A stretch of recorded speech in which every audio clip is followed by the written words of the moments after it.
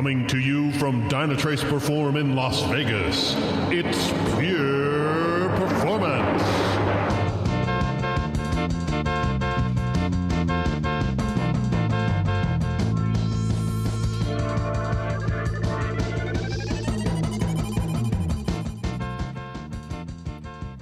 Hey everybody, welcome back to Dynatrace PERFORM 2019 here in lovely Las Vegas. Yes. We've got Mark Tomlinson and James Pulley, Perf Bites, with us.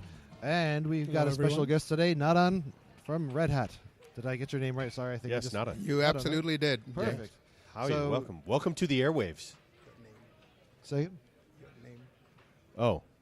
This is Brian Wilson. oh, I'm Brian. sorry, I'm Yes. Brian Wilson, yes. Thanks, Brian. Glad That's to Brian be here. Wilson. Yep. And Mark. Introduce So, yourself, Brian. Yes, I forgot. It's been a long day. Yeah. So, Nadhan, you're working as a chief strategist for Red Hat. That's right. And but you obviously you have more experience. Is this a new position that you've come to in Red Hat, or what? Can you give us a little bit of your background?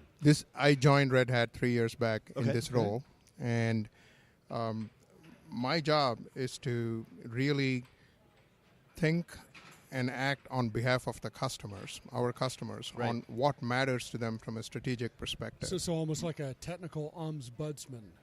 You could say that, Oh. except I start with the business of the customer. Yeah. So Okay. where are they headed? What are their objectives? And how can they get from where they are today to where they want to go? And every company being a technology or a software company today, it doesn't matter what business you are in, Yeah. technology has a play. Right. So that's where we would come in, and I would work with our account teams, our customer teams, on how Red Hat can be a differentiating value add and a strategic partner with our technologies for the customer to innovate their business. Okay. That's what chief strategists do, and I love my job. Yes. Well, I get to do this podcast for Dynatrace, even though I'm on the sales side, so I love my job as well.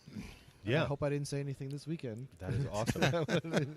And there's been some great announcements happening in the Red Hat space, so things are going really well. And Yep. I think the acquisition, it was an IBM acquisition, right? So Or there are certain things partnership, yeah. I'm not allowed to talk Of course, about of because course. we are under a quiet period, but you're obviously referring to the announcement a few months back Yeah. about It's very exciting. IBM. Going to acquire us. They're still going through the federal approvals, the regulatory approval Okay. period.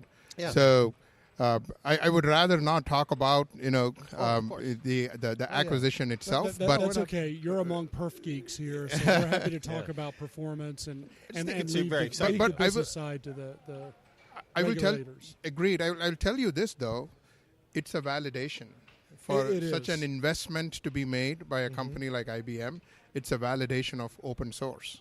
Exactly. So that's. I mean, I'm just saying that as an independent observer, nothing to do with the fact that I work for the acquired let's think company. about this. IBM was an original Unix licensee for AIX. They were part of the original lawsuits against Linux coming through SCO and things of that nature.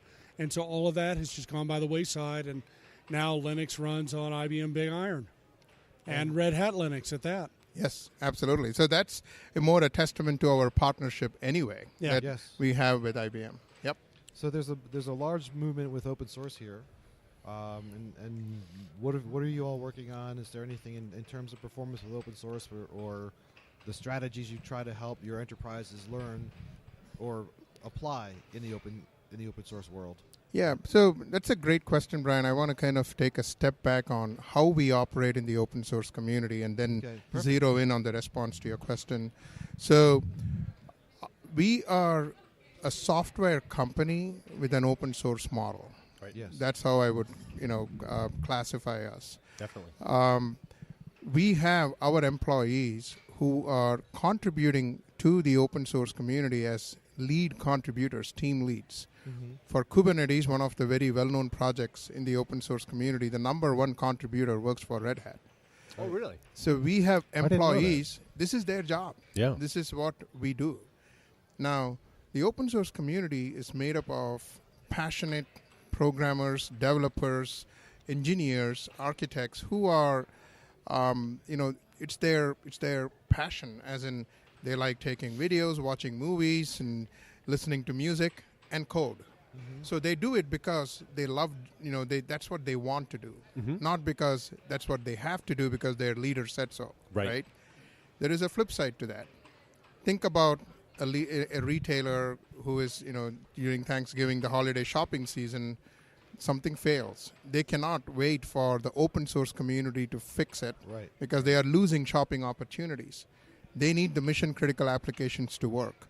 The open source community will do what they want to do when they want to do it. Exactly. What we do as Red Hat is, so there are 1 million projects that are going on. I call it the largest research and development labs, the R&D labs, on all the time, 24/7, million projects, fail fast. Some actually see the light of day for good reason. We bring those and we make them products with life cycle management around it. You ask someone in the open source community, where is this particular project headed? Most likely the answer is going to be, heck if I know. Right. I love doing this now, but let's see where it goes. Yeah. But within Red Hat, it brings in the product management. We secure it. We harden it. We add enterprise-grade functionality that is offered to customers, enterprise-grade customers. And then we actually circle it back into the community. It's not like we fork and create our own branch, so to speak. Yeah, of course. Right? So that's the Red Hat open source model. It gives us, we don't need to have, we have customer advisory councils and so on. We highly respect that. Yeah. But to feel the pulse of where technology is headed, we rely on the open source community, right? Slack, what is being discussed there around, the different projects. Yeah. And so to your point, we are seeing great traction in automation. We are seeing in containers. When we acquire companies, if they are proprietary, we turn that back into open source. That's not, if they want to stay proprietary, that's a non-starter, right? So that is how we augment the open source community with what used to be proprietary is now available for greater collaboration, right? Yeah. No surprise that more than 70% of the enterprises have, open source software and are also contributing to the community, right? What is the biggest challenge when you're working with a customer, and you're working on their strategy for incorporating this model for innovating and using open source? What are the biggest challenges they face, and how do you help them? So there are two challenges really. The first challenge is from an IT perspective. There is this mindset. I highly respect the Googles, the Amazons, and the companies of the world where they have actually been, leaders in innovating new paradigms that, we are seeing adoption and so on. So due credit to them. But with due respect, there are other enterprises who think they can do it themselves. Oh, sure. Right? Now, there is a difference between being a technology company and a software company. You can, but then you really need to focus on innovating your business. If the software segment has been addressed and already available, why should you spend cycles in doing what somebody else already has done, right? So this is the classical big widget problem. Yes. Big widget decides they're going to open up bigwidget.com. They hire a bunch of employees over there, and they think, oh, we're not a widget maker. We're a technology company. No, you're a widget maker. You're Big Widget. Yes. But there's this mindset change between the two sides of the company where bigwidget.com thinks, oh, we're a technology company. We don't deal with widgets. That's the other half of the company that's dirty and things of that nature. I couldn't have said it better, James. Very well said. And we run into that challenge because there is that mindset, and then they trip. Yeah. It starts small, and when they try to scale, that's when, whoa, this is not working, right? So that is one challenge that we see. Yeah. The other challenge is even when they use like already built software, right, the adoption. So it is one thing to have a container platform running in one business unit, right? But it's really about standardizing on it across. So they perceive different personalities and different work cultures. So how long does it take for it to go across the enterprise? Right. So that is the other challenge that we are seeing. That's good.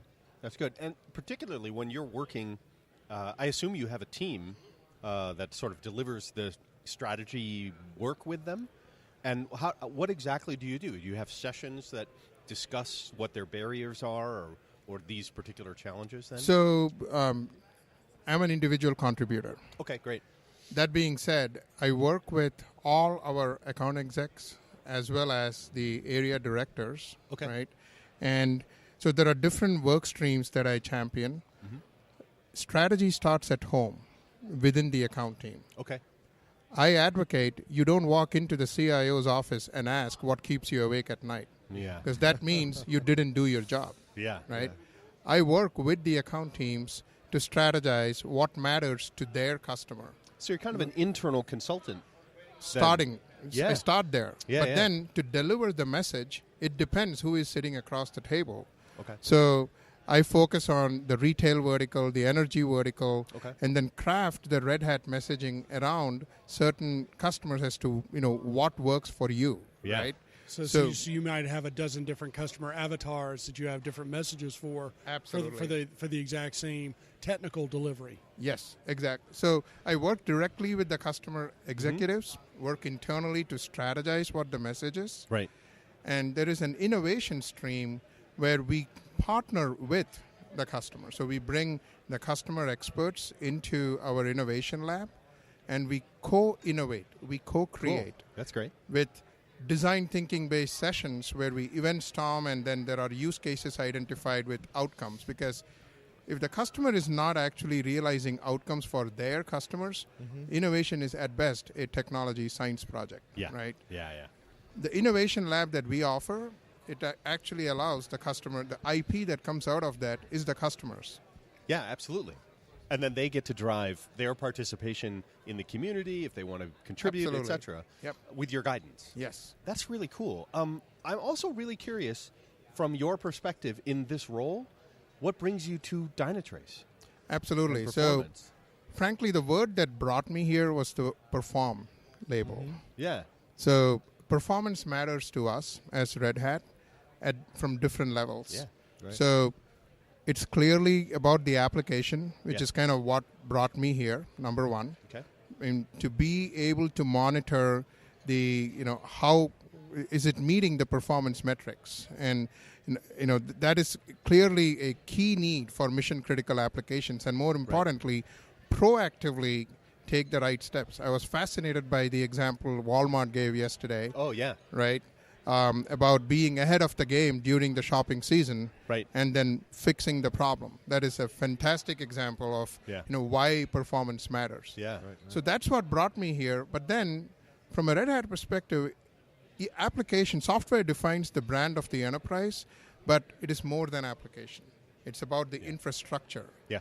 It's about the enterprise. It goes across. And yes, it is about the ecosystem we champion. Okay. Sure. So, Perform is what drew me to the conference. Highly respect what Dynatrace brings to the table. Cool. But we champion performance of the ecosystem at large, which is how, it's all about how can we make the open source community work better for our customers, Yeah. working with partners like Dynatrace. Yeah. We've had some great conversations with Chris Morgan, Right. from who is doing the OpenShift work. Yes. Yeah.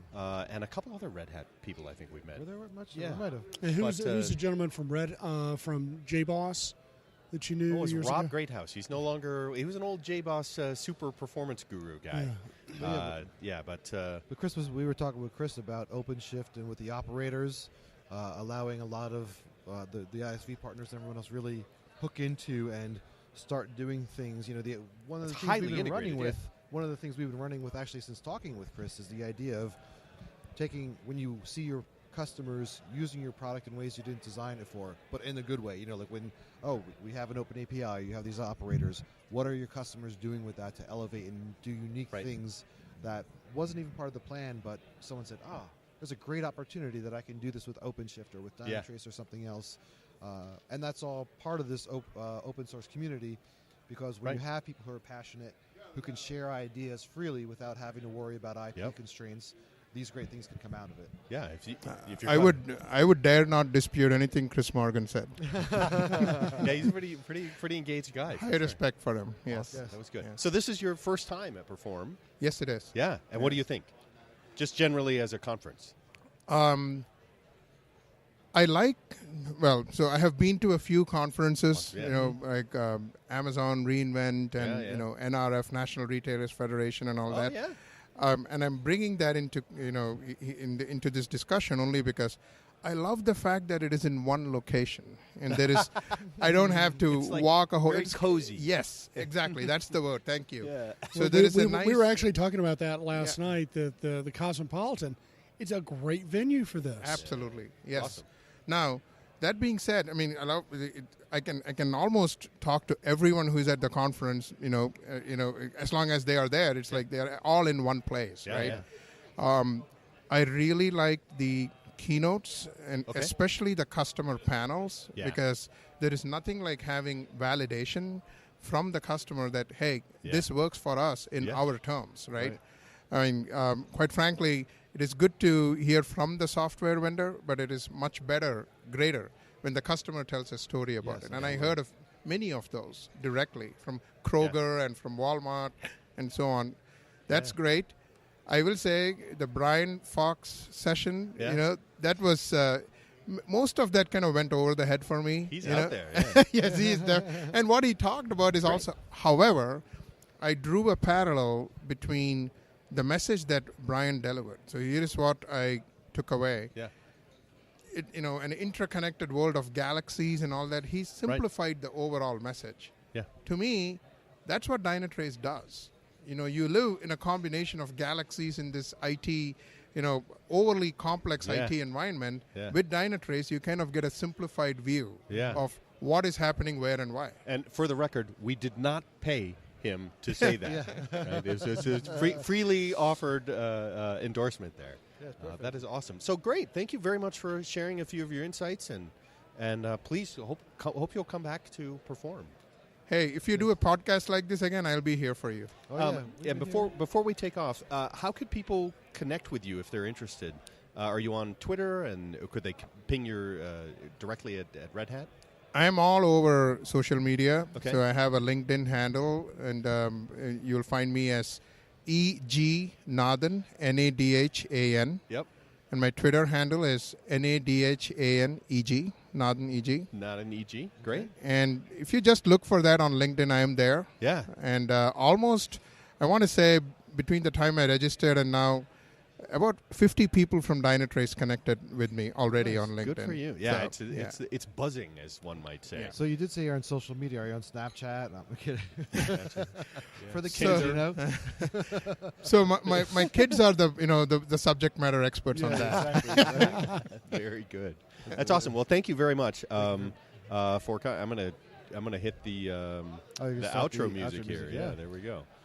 Thanks for taking the time to come by and chat with us. We're glad we finally got to connect. Yes. And shake hands too. And people can come over to, there's a Red Hat booth right in the marketplace just a little bit today if they want to learn. And I still see red hats there. So it looks There like are they're red still- hats they at still Red have- Hat. Yep. You have And, not run and out? you are certainly welcome to join us on any future edition of Pure Performance or Perf Bytes podcast. If you have something that you'd like to talk about on the performance side, we're always open for guests. Absolutely. Yeah. Yeah. Thank you. Nadhan, thank you very much. You're very welcome, Mark. Thanks for joining. Brian, James, thank you.